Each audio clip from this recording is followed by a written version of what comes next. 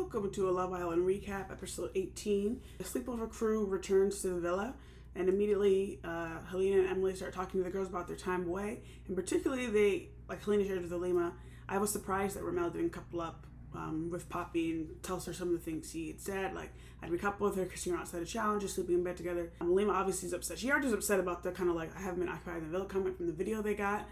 She pulls Ramel and she's right away yeah, it's done, you're not coming back from this, whatever. Ramel's so upset because he feels like he's not really being heard and things like that.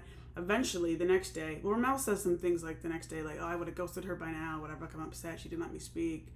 They talk the next day, Alima pulls him and officially end it. They kind of argue again, but it's officially over at this point. He kind of was saying before, I kind of regret maybe not bringing Poppy in.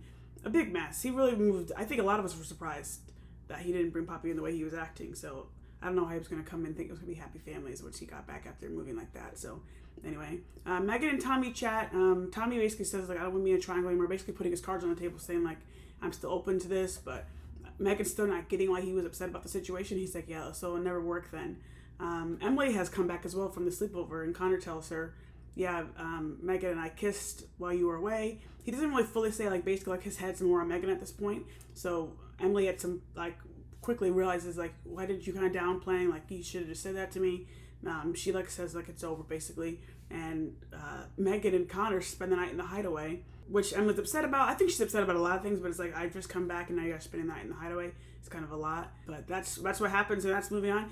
I feel Megan hasn't done anything wrong in terms of she was getting to know someone, same with Connor, and people were open in there, but it is kind of some of the ways things have gone about. It's been interesting. I said before, particularly for Megan, who's kind of been a big talking a lot about a lot of people situations.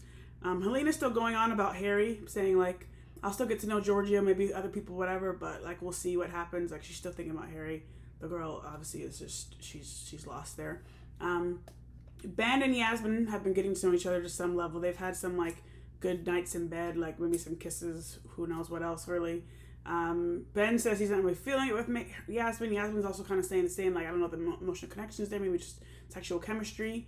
Ben is kind of telling the boys about the situation. It gets back to Yasmin. They talk about it. It's it was a good kind of ending. But then Ben talks to Shakira and is saying some things about her, Yasmin, oh, she was putting it on me and all this.